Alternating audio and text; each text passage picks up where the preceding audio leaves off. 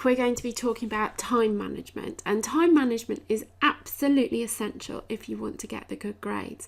It's all about choosing purposefully and intentionally how you spend your time so that you get the most out of your studies as well as getting the most out of the rest of your life.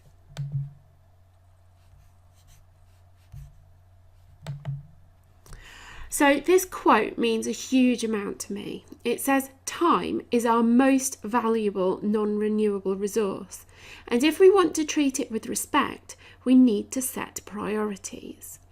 So what this basically means is that time is the one thing we can never replace once we've spent it. So with money, if you spend it, you can earn some more. With food, if you eat it, you can buy some more. With clothes, if you wear them and wear them out, you can get some more. But with time, every single second that ticks by is gone for good and you can never get it back. So it is a true non-renewable resource.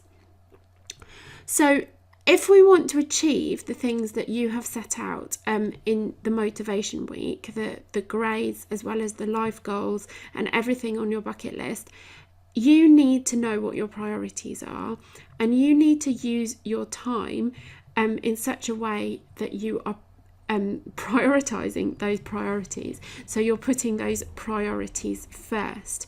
And this week I'm going to show you how you can be purposeful and intentional about how you use your time so that you achieve your goals. So what are your priorities? Your priority is your dream, probably. It might be your hobbies and it might be your social life. So really have a think about which one of those is your greatest priority.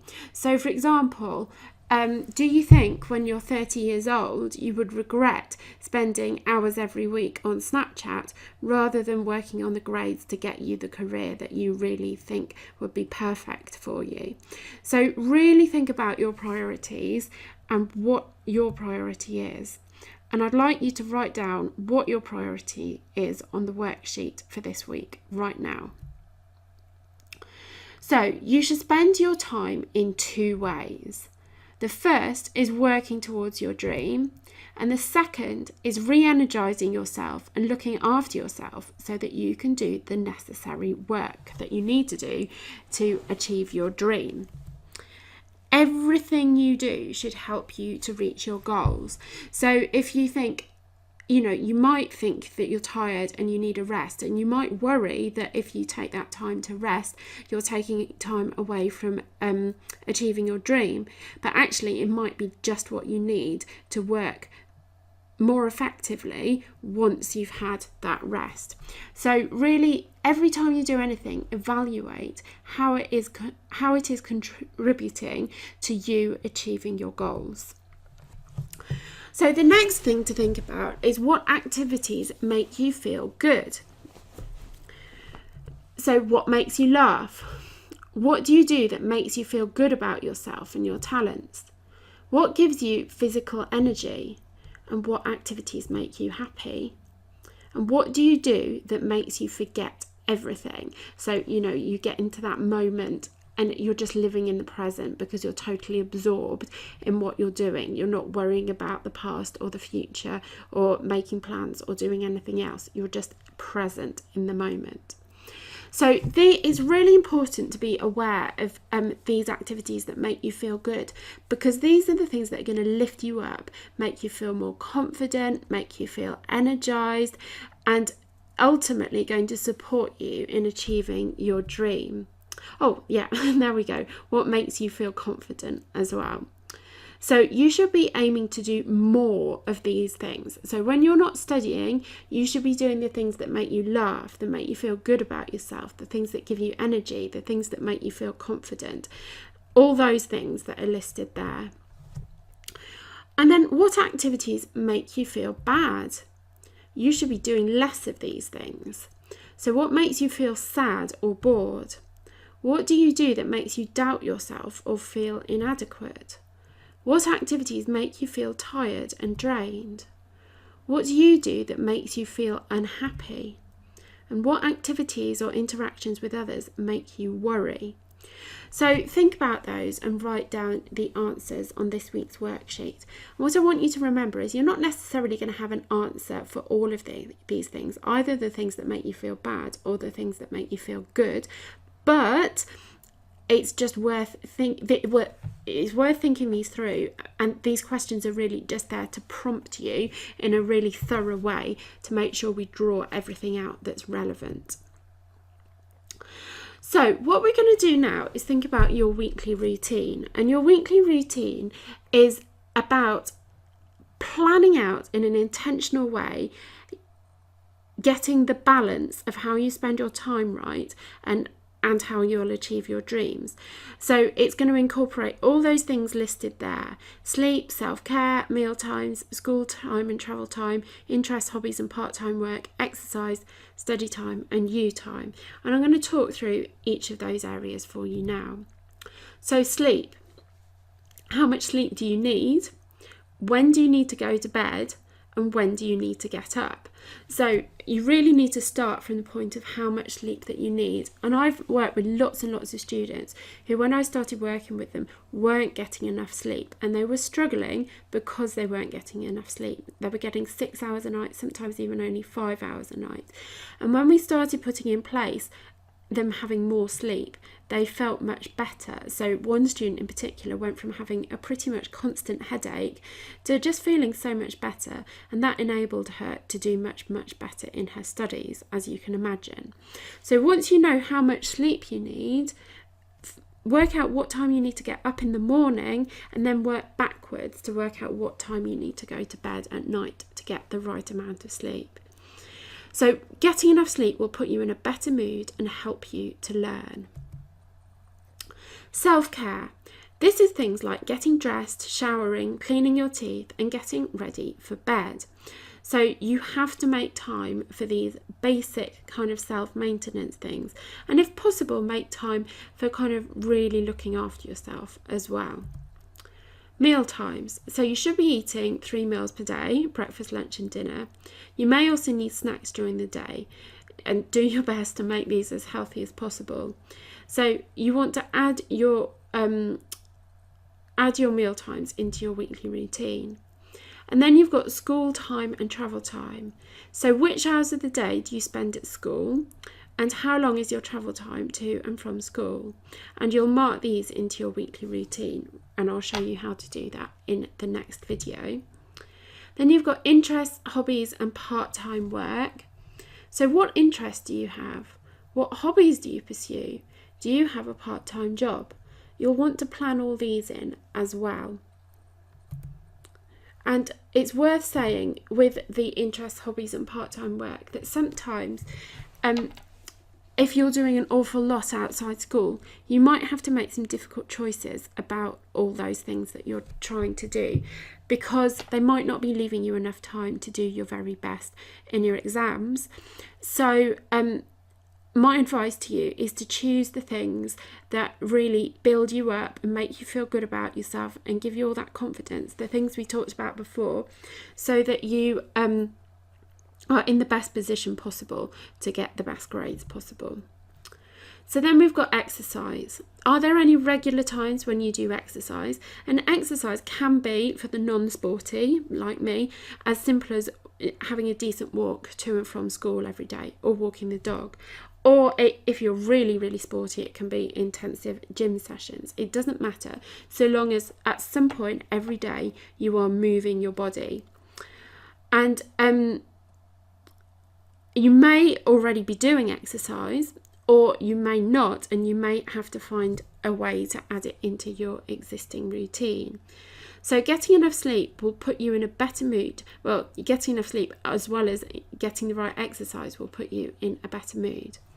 So now we're on to study time, and we have different amounts of study time depending on whether you're studying for GCSEs or A-levels. So we'll start with GCSEs, and if you're studying for GCSEs, you need to be doing 1.5 hours of study time per subject per week. So if you're doing 10 subjects, this is 10 times 1.5, which is 15 hours of study time per week outside school. okay? So if you're doing 9 subjects, just times 9 by 1.5. If you're doing 12 subjects, which is very rare, do 12 times 1.5. And then we've got A level.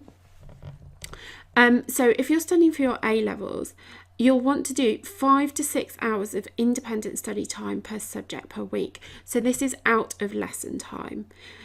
So if you're doing 4 subjects, this will be 5 times 4, which is 20 hours of independent study time. Or if you're doing, if you want to do 6 hours per subject, then it's 6 times 4, which is 24. So work out how many hours you need to be doing.